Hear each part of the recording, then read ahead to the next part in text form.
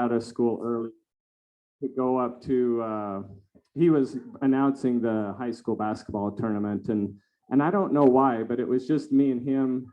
I think we went up early for one of the early games. And I remember him parking on the little half circle that's there in front of the Huntsman Center.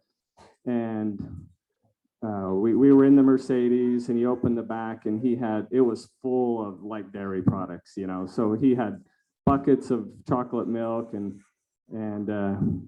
everything. And so he had me carrying the buckets, and he had some, and I just remember he walked in like he owned the place, and went straight into the ticket office, and I mean, past security, past everybody that had any sort of authority to stop him, and he just went straight in. And before I knew it, he was telling me, you know, hand them out, and we're handing out drinks to all the behind the scenes office guys, ticket office people.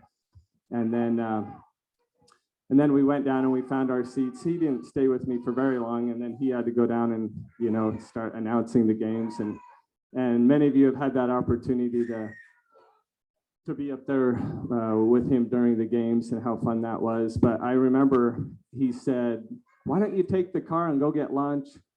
And he gave me the keys to the Mercedes, and I was a little nervous taking it because he didn't normally I remember I was like, there wasn't very many grandkids at that time, and no one drove his cars, you know. And so I'm like, okay.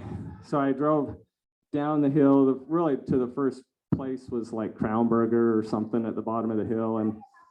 And then I came back, and I'm like, man, this doesn't drive very well. I was not very impressed with how well it drove.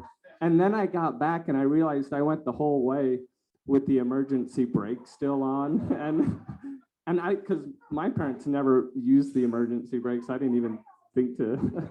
Anyway, but I didn't tell them that I did that, and I was just like, oh, that's why. But anyway, that was just kind of a fun memory I had with him up at the games and having ice cream with him.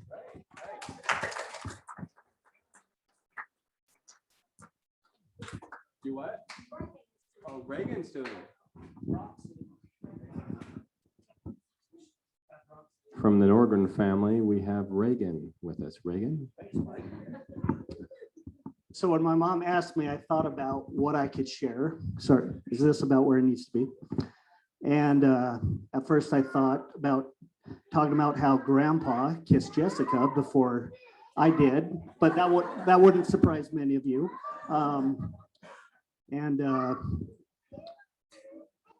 So many memories, like Jed talked about. I remember going up with Grandpa too, and I had to hold 2 crates, and he had 2 crates full of stuff, giving it out. 2 memories, like Jed said. One was somebody told me about this, and it was a client that I had who served in Grandpa's mission, and he talked about that. He said, I don't know if you've heard this story, and he told me about it, and he said that his companion was a pretty troubled elder, was in, sleeping in, and just kind of a pain in the rear end. And Grandpa just didn't know what to do. So Grandpa had met with him before, and he said him and his companion got called into the mission office. And he said, Grandpa was meeting with somebody, and then they were done, and then they were invited to go in, and they said in the middle of the room there was a chair there. And he said right when they went in, Grandpa sat down like this, and he said, I'm hoping, Elder, if you'd give me a blessing. And the elder said, okay, do we need oil? Are you sick? And Grandpa said, no, will you just give me a blessing so I know how to deal with you? And then he just bowed his head. And he said, it was a little bit awkward, but he said the elder ended up giving him a blessing, and he ended up turning his mission around. And he said, that's always stuck with me, how he wasn't trying to embarrass this missionary, but he really didn't know what else to do. And that was something he he had told this guy who was telling me that he felt really impressed to do. And I had never heard that story before, so I liked hearing that. The other one, if you ever had the opportunity to help Grandpa work, probably something like Christmas lights. He was great at letting us help out, and he would even pay us. And I remember there being young, maybe like Bronson's age, and you kind of get bored after a little while because Grandpa's got to have them just right, and Grandpa had a way to keep you entertained. And how many of you remember the Rubber Dolly song? So so this is how Grandpa sang it. My mommy told me if I be goody, then she will buy me a rubber dolly. But don't you tell her I've got a feller, or she won't buy me a rubber dolly. And I sing it to my kids, and they're always like, "What? Where is this from?" But he had a good way of keeping you focused. And when you were with Grandpa, we're a big family, but when you did have those few opportunities to be with him, he always seemed really present, and he made a quality time when he was with you. And he, the thing that I loved about Grandpa is, I remember a few years ago, President Uchtdorf said, share your testimony often and sometimes use your words. And I think that fits Grandpa really well.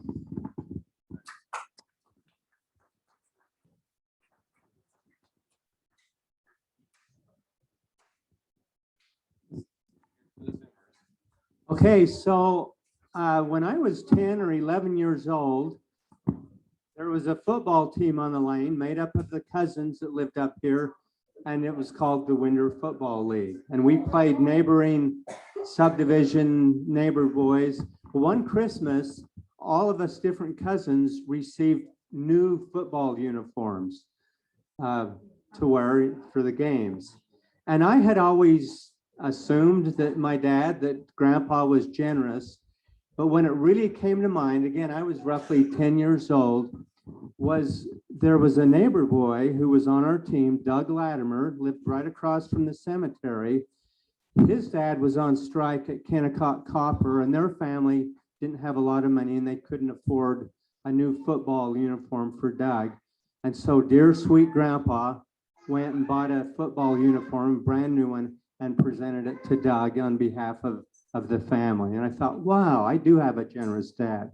Then about 10 years later, when I was in high school, I was working up in the dairy bakery, and I was working with the baker, Bill Mullen, and he got telling me, he said, your father, Ned Winder, is so generous. He said, a number of years ago on a cold December winter morning, he said, my car happened to break down, and I had to walk to work, and I'd finished my shift. I'd worked all night, and I was at the bottom of the lane, just ready to turn the corner to walk home. And he said, your dad happened to pull up at the end of the lane. He was running an errand or something. And he said, Bill, where are you going? What's happening? And Bill said, well, Ned, my car's broke down and I'm just walking home. And he said, oh, hop in the car. Let me give you a ride home. That's the least I can do. It's cold outside. And dear generous Ned, or Grandpa, Dad, took Bill home. But as Bill was getting out of the car, Dad reached into his wallet and pulled out $100 bill and handed it to Bill and said, hey, Merry Christmas. And it's not a lot, but I hope this helps for you and your family. And Bill had 10 kids for Christmas. And back in the 60s, $100 was a fair amount of money. So again, I thought, wow, dear sweet Dad, how generous. And then about 10 years after that, I happened to be put in a bishopric. And the afternoon after we had all been set apart, I had gone over to Mom and Dad's, and Dad said, boy, Bishop Thompson, I noticed his suit was a little bit frayed and looked older. And he said, maybe I'll do something for him. Well, the next day on Monday, Grandpa called Mr. Mack and worked out a deal with him to provide a brand new suit, Sunday suit, for this new Bishop Thompson. And Mr. Mack calls up Bishop Thompson and said, "You've got a friend in the neighborhood that wants you to have a brand new suit. Come on in and get fitted." And I don't think Bishop Thompson ever found out where the suit came from. But again, that was from the generosity of dear Grandpa. And then finally, we had an employee at the dairy, Byron Mackey, who ended up being a barber. In fact, he cut our hair, and a longtime Granger resident and friend of the family's. But he had a long time desire to go to Hawaii with his wife. And when he got in his late 60s, he had a disease. Anybody know what the disease was? Anyway, and maybe it was it was cancer. But Dad paid for Byron and his wife to go to Hawaii. And again, one more example of dear, sweet Dad, Grandpa Ned, his generosity. And I'm grateful to have a father that was so generous. And I think all of you have run into people that could tell you a story about Dad's generosity. So I'm grateful for that. Thank you. Thank you. I mentioned we'll now have a musical number. This is another Grandpa family meeting and family camp out favorite called Hey Lottie Lottie O. So here we go. We'll just do a few verses. I know a boy, his name is Clay. Hey Lottie Lottie O. He'll own all the real estate in the world someday. Hey Lottie Lottie O. Hey Lottie Lottie Lottie. Hey Lottie Lottie O. Hey Lottie Lottie Lottie. Hey Lottie Lottie O. I know a boy, his name is Lincoln. Hey Lottie Lottie O. He'll wash those dogs when they are stinking. Hey Lottie Lottie O. Hey Lottie Lottie Lottie. Hey Lottie Lottie O. Hey Lottie Lottie Lottie. Hey Lottie Lottie O. I know a boy named Caleb Newton. Hey Lottie Lottie O. He graduates this week and Grandpa's rootin'. Hey Lottie Lottie O. Hey Lottie Lottie Lottie. Hey Lottie Lottie O.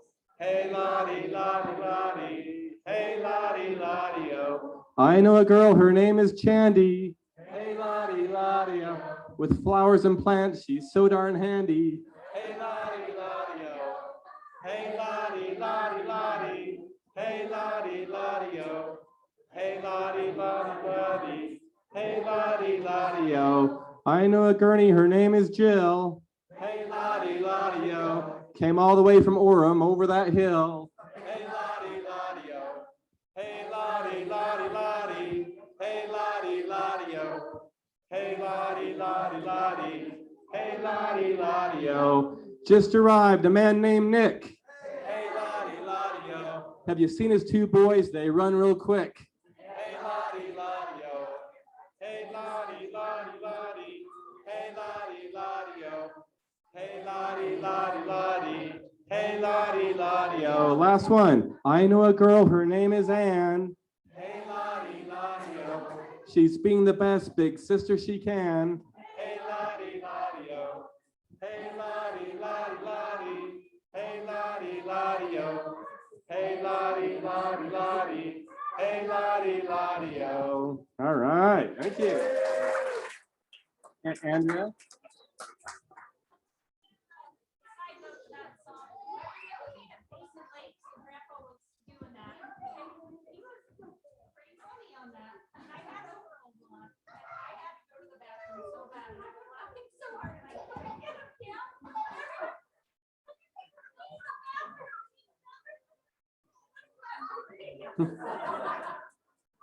For you on Zoom, Andrea just told how once at Payson Lakes, Grandpa had her laughing so hard on that she couldn't get her overalls off in time and peed her pants. So.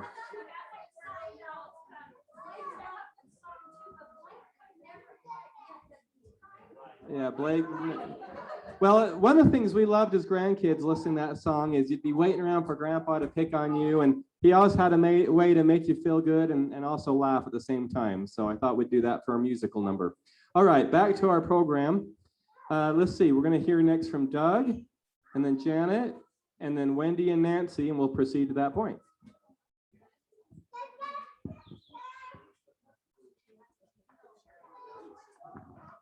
If you thought that song was long, Wait till you hear my talk. I'm running for the High Council, so I've got about 30 minutes prepared here.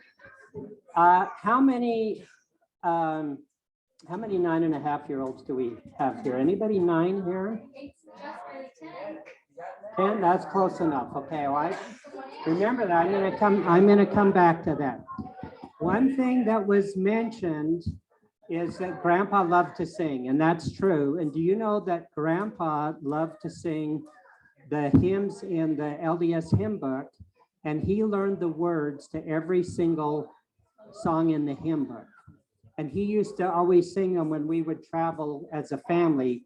He would sing the songs. One of the songs that I remember him singing is called "In Our Lovely Deseret." If you know that song, in the third verse, it says they should, and this is talking about children, it says they should always be polite and treat everybody right, and in every place be affable and kind. Who knows what affable means? One of the kids. Do any of you kids know what affable means? Do any of the adults know what affable means? Grandpa Winder used to use this word, affable. Nobody knows what affable means? Okay, Janet would know.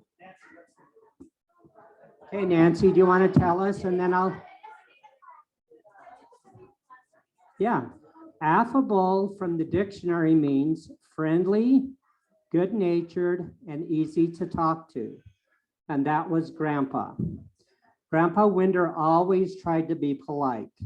As we were children, we always had to say please and thank you, even at a very early age. And when he would be driving our friends home, if our friends weren't polite, when they'd get out of the car, what would Grandpa say? "You're welcome," you would shout out. Pretty soon, by the next time, usually our friends would always say thank you before they got out. And Grandpa did always try to treat everyone right. One thing I can say about Grandpa is I never heard him say bad things about other people, or he never talked about people he didn't like. He would never say anything to discredit or put down people. Many of you know the story. One time Grandpa would always surprise Grandma with new cars. She never got to pick a car until after Grandpa died. So one time he bought a car from Petty Ford, and it was a station wagon, and it was Christmas time, and he was coming home, and he got hit by a drunk driver, and it wrecked his brand new car, and they put the driver in jail.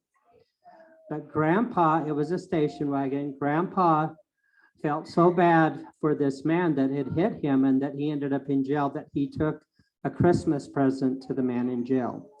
So that tells us what it is to be affable and kind. One of the things I found when we were cleaning out Grandpa's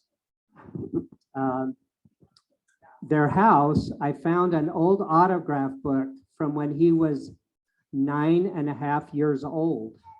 I'm just going to read a couple of things that are in this book. This was written in 1932. Grandma would have been 2 years old at that time. The first one was from his mom, and it says, "Ned, dear, I hope you will be a good boy every day in the year as you have been today. Your loving mother." And his dad said, let me get back to that. His dad said, "Dear son, always be a fine, manly boy so that we may be proud of you. Lovingly, Dad." One of his friends said, "Dear Ned, cows like corn, pigs like squash. I like you, by gosh. Forget me not. Yours truly, Ivan Fredrickson." He had a cousin, Phyllis Winder, Aunt Phil, who said, "Dear Ned, I love you little, I love you big. I love you like a little white pig. Forget me not, Phyllis Cannon. Yeah, when we were little, everybody had an autograph book and people would write in your autograph book. The last one is a little bit prophetic. It's also from Phyllis Cannon. Dear Ned, when you get married and have some twins, call on me for safety pins. Love, Phyllis Cannon. Forget me not. And she said, yours till snakes have goats. So I hope that all of us will be affable and kind, just like Grandpa was, and never talk badly about people, but always make people feel good about us. Thank you. Have a seat. I just want to get a picture of everybody looking at me because I can fit everybody in. Except for Aiden, you might have to sit on your dad's lap. How about Lisa? Oh, and then I can't see Lisa. How are the two kids? This is quite the attempt. All right, 1, 2, 5. Grandpa would say, lick your own lips, right? Lick your own lips. I thought of several things to talk about for Grandpa, but I decided to focus on one that started with my earlier memory, one of the first memories I have. You boys and girls, does your dad sometimes at bedtime read you a bedtime story or sing you a bedtime lullaby? Well, my dad would sing cowboy songs to us when we were going to bed. And I remember hearing songs like There's One Empty Cot in the Bunkhouse. They were all songs that kind of made you cry. And There's a Saddle That Nobody Rides, One Empty Place at the Table. Or There Was an Old Darky. Now he would be canceled in today's culture, but he sang it with lots of respect. There was an old darky and his name was Uncle Ned. He died long ago. He had no wool on the top of his head in the place where the wool ought to grow. And I used to think that this was a song about my dad sometimes when I was real young, but I remember laying we had built-in beds in the corner bedroom, and Karen and I shared a room, and I remember laying in that built-in bed and having him stand at the doorway and singing those cowboy songs to us to settle us down. Grandpa loved to sing, and as far as I know, he never had any formal musical training, and he never could read music, but he had a wonderful singing voice and he could harmonize really, really well. And I put in my notes of singing Hey Lottie Lottie at campouts because I remember that. And when I was in junior high, me and 4 of my cousins, Sue and Chris and Judy and Barb, we were entering a talent show, and we had ukuleles, and so we were going to be the Cousins 5, and we had songs that we were playing our ukuleles and singing. And Grandpa was really good at writing words to tunes, and so he wrote the words to a song for us to sing about our school. And in the chorus, it says, we're happy that we could all be here. We're glad that we all are alive. Our objective is that we bring cheer. We're known as, and we were the Cousins 5, but he needed one more syllable. And so he said, we're known as the Moo Cousins 5. And we became the Moo Cousins 5 instead of the Cousins 5, thanks to Grandpa. But he wrote songs for us, and we won the school talent show. And then they asked us to sing at a district meeting that all the principals, secondary school principals were having a meeting. and we had to sing. So Grandpa wrote the words to the song, and it mentioned every principal that was in Granite School District. We had a verse that said something, and we didn't even know, except for our own principal, who any of them were, but we sang this song that they just loved, of these funny things of because Grandpa knew everybody and he knew all these principals, and so he wrote the words to this fun song. I loved to sit by him in sacrament meeting because I loved to sing next to him. And whenever I hear the song, How Gentle God's Command, I think of my dad, because he harmonized that in the most beautiful tenor harmony that I think they should change the hymn book to have that be the tenor part. Then it's not what is in the book, but it was beautiful. And I always will think of him when I hear that or sing that song. And another one I think of is, and some of my siblings will remember this, is How Great the Wisdom and the Love, that we sang in the chapel at the Garden of Gethsemane when we were visiting Israel. And that one too will always remind me of my dad and the love for music that he had.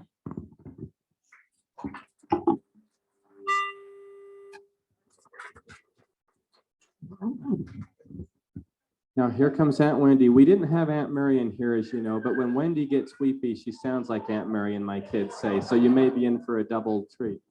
And it will be a treat. Okay, I wrote mine down. In 1993, our family went to a 100-year celebration for my grandpa Layton, the one who built the cabin. He died back in 1959 when I was a baby. The celebration was at Aunt Jean's home and was very similar to what we're doing tonight. As we finished and walked out to our car, Rosie, who was just 4 years old, turned to me and said in her very Rosie way, "So where was that guy?" Where was that guy? She caught the part about the birthday, but not about Grandpa, that Grandpa was in heaven. So even though Grandpa's not here tonight, I'm pretty sure he gets to look down and we can at least feel his spirit. I was 47 years old when Grandpa, my dad, passed away. And as I was thinking about that, I realized that 44 of those 47 years, we got to be in the same ward. We were in the same ward family.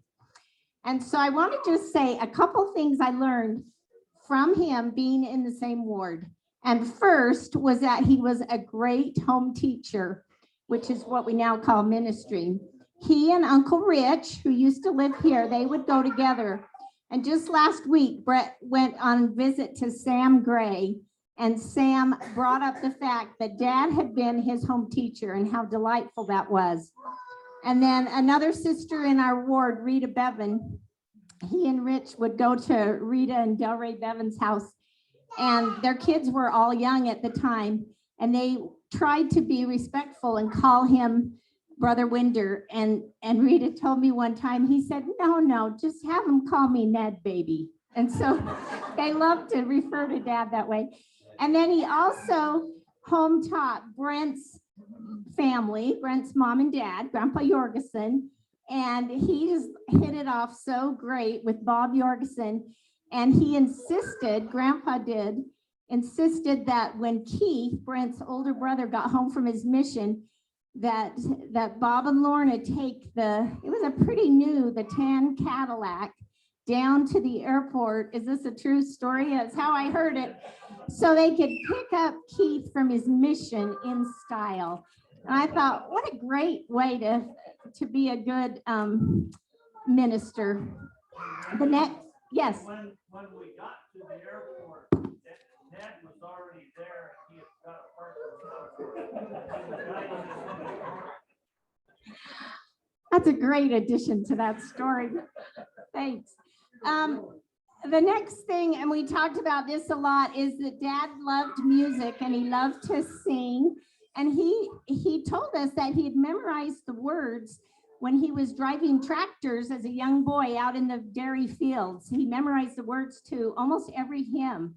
And so he would sing loud and clear, but sometimes he liked to add a little levity. And when you got to this song, Dearest Children, God is Near You, he would belt out, instead of cherish virtue, cherries hurt you. And you could always hear him sing that. And then back in 1980, they redid the hymn book and they changed some of the words. They improved some of those. And instead of you who unto Jesus, it's now who unto the Savior.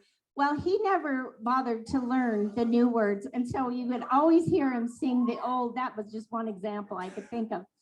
And then in about the mid-90s, I think Dad was the choir president in our ward, and Sarah Thompson, who some of you take piano from, she was the brand new choir director. And we would have choir practice over at Mom and Dad's house, and he would set up chairs in the living room. And near the end, well, before, he would have just slathered butter on the dairy sweet rolls and have them all on trays ready to go. And he'd put them under the broiler for the last couple of minutes of choir practice. So when we were done, first of all, the smell was just heavenly. And you'd go have these buttery sweet rolls with a glass of cold milk. Our choir attendance just went up. He was great. And then another thing is how much he magnified his callings. In the early 90s, he was the gospel doctrine teacher in our ward, and I think it was a very humbling calling for him. And there wasn't the big push like there is now to read the lesson ahead of time, although we should have all been doing that. But he wanted to encourage that. And so every week in his lesson, he had a basket with little squares of paper and some pencils, and he would pass it around, and you were to anonymously say yes or no whether you had read the lesson. And he did it to encourage people, because when you're accountable, you sometimes do better. And so I think that helped a lot of people. But one day I was there when he was after church opening the little squares, and somebody had put none of your business, and he kind of gave a laugh, but I think it really hurt him to think that it wasn't helping someone. It was, that's where I get my, but Grandpa was really, really tender.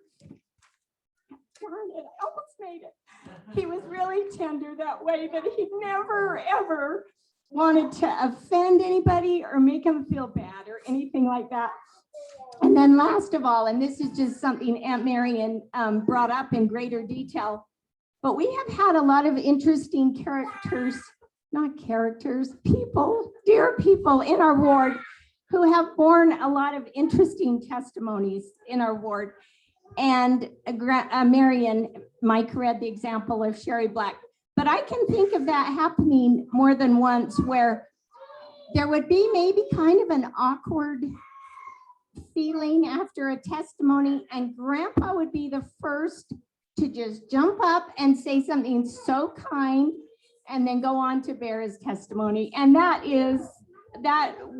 he had such a good way of making people feel loved and at home, and I appreciate that.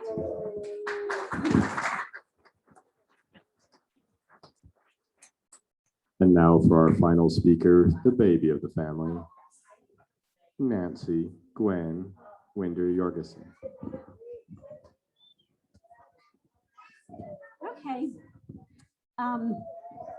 I appreciate your patience in making it through to the end. I know for some of us, this means a lot more than maybe it does to some of you, because this is our dad that we love.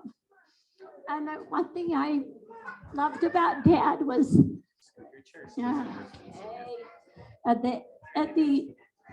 on his funeral, when we were at the viewing, When we were at the viewing, some of us were in the kind of the back hallway. There was really a long line, and people were so kind to come.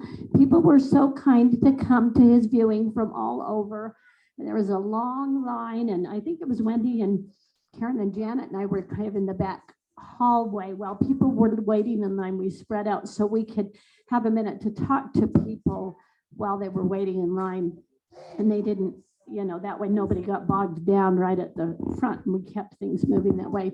But the thing that struck me is,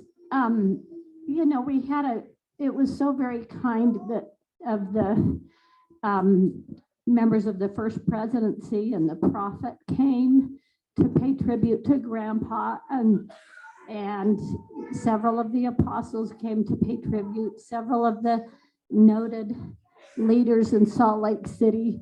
But the ones that touched us the most were the ones who would say something like, I was Ned's mechanic for his Porsche all these years, and your dad was so good to me. And we had another one say, I flipped hamburgers at the University of Utah for the ball games, and your dad was just as nice as could be. And the list went on and on of some of the little people, if you will, but that who felt that very loved by Dad. He was no respecter of persons. He loved everybody, and he was so kind to everybody, and I'm very grateful to him for that. And then I have to just add to Wendy's. So Dad would sit behind us in the later years in Sunday school and in church. And in Sunday school, I was just really grateful that Mom and Dad were so kind about others, because as they lost their hearing and they'd whisper about people, everybody in the room could hear them say, isn't that a good comment she just made?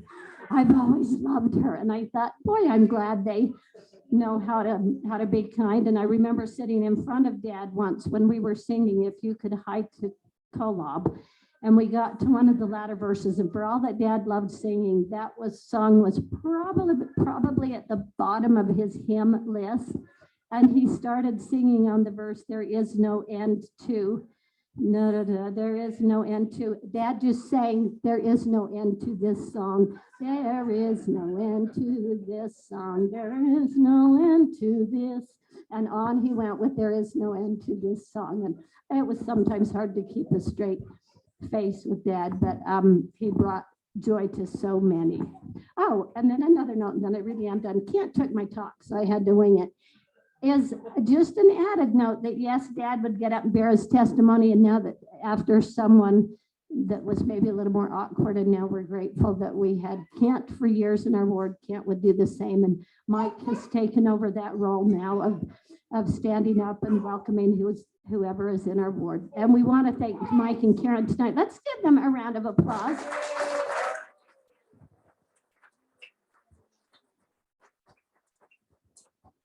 Thank you, Nancy. Did you see how she humbly tried to deflect the applause? But I'm going to throw it back at her. Well, hold on. We all love Grandpa and try to keep his legacy alive. Did you know for years and years he gave a watch to the top male athlete at Granger High School, the Ned Winder Award, for several high schools. And the one at Granger High has continued through all the years. And Brent and Nancy have kept that alive since Grandpa's passed. And every year they take a couple crisp $100 bills and present it as part of the award to that the young man who's the top athlete. And a couple times when I've had kids there, they've let me present it, but they always pay the money to keep Grandpa's legacy alive. So thank you, Brent and Nancy. Okay. Yes, Brett?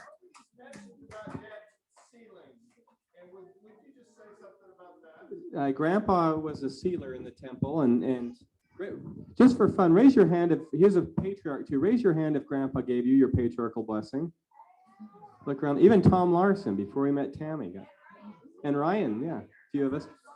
Okay, raise your hand if Grandpa sealed you. Grandpa's a sealer. Okay. Oh, Brett, Wendy. Brett and Wendy were the first, and Brian and Chandy were the last. And one of my favorite stories is combining those two. He was our stake patriarch, and he was sitting up there on the stand, and they had just done some sealant on the floor in the gym, and so it had kind of a strong smell. And as the stake president got up there to conduct, he said, this is a priesthood meeting, if I recall. He said, "Brother, I apologize for the smell. We have a really stinky sealer." And Ned was sitting behind him. Grandpa smells his pits. And anyway, Karen? Hold on, you have to come up here if you're gonna.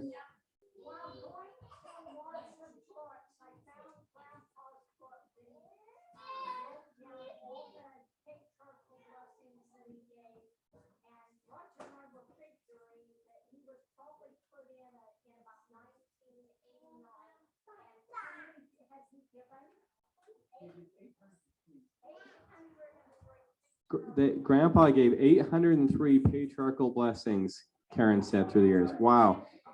And on temple ceilings, I don't remember the exact number, but I remember talking to the Salt Lake Temple recorder, and we got the number because Cleon Skousen's son was doing a Skousen Book of Mormon World Records, and it determined that Ned Winder sealed more people in this dispensation than anybody else. So it's pretty remarkable. Okay, 1922 was a long time ago, a century ago. Any guess who the president of the United States was when Grandpa was born?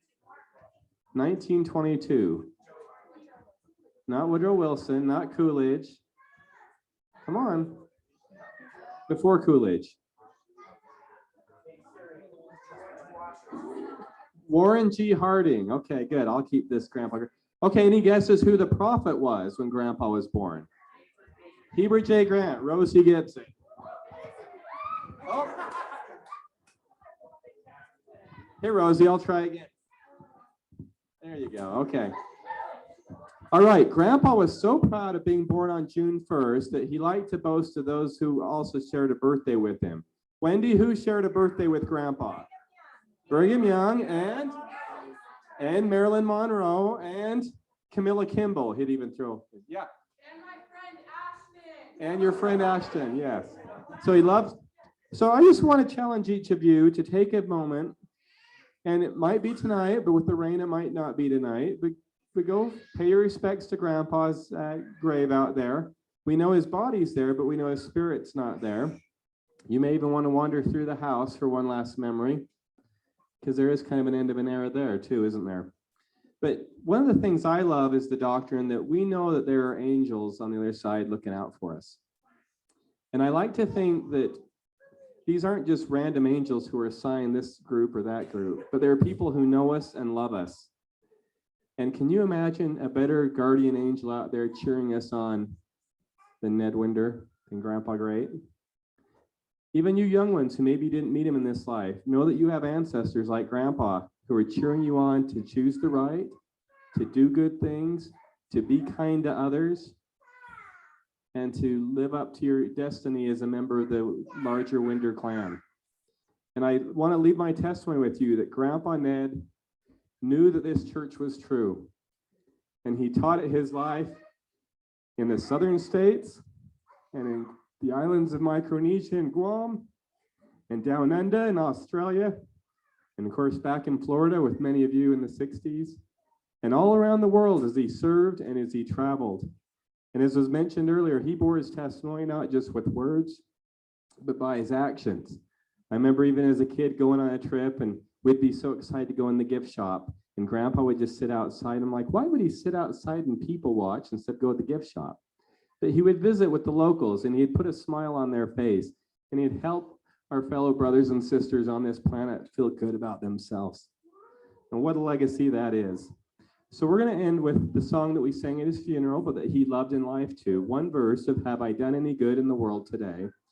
And then Michael Kent Winder Jr. will give our closing prayer. And then after that, we have refreshments. Karen, and any refreshment instructions? Oh yeah, they're still there. Okay, they're still there. Okay, so here we go. Have I done any good? One verse. Have I done any good in the world today? Have I helped anyone in need? Have I cheered up the sad or did someone feel glad? If not, I have failed indeed. Has any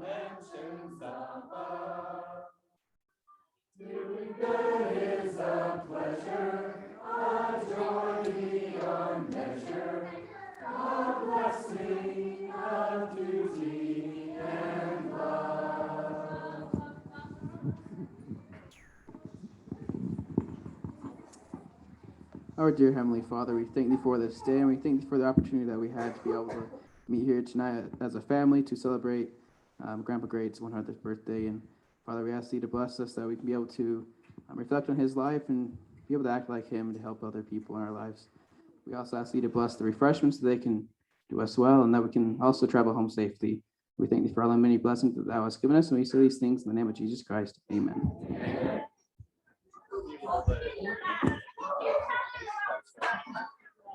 Hi, everyone.